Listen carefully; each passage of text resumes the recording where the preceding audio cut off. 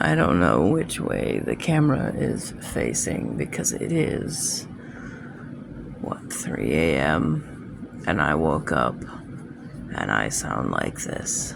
And I didn't know that I sounded like this until I went to ask my roommate why he was awake at 3 a.m. Apparently he woke up with his throat swollen shut, had to take a Benadryl. He's about to take another Benadryl. And this is not how human beings should live, should have to live. If you're new to my channel, this is from marijuana smoke from the neighbors below us. This is not my normal voice.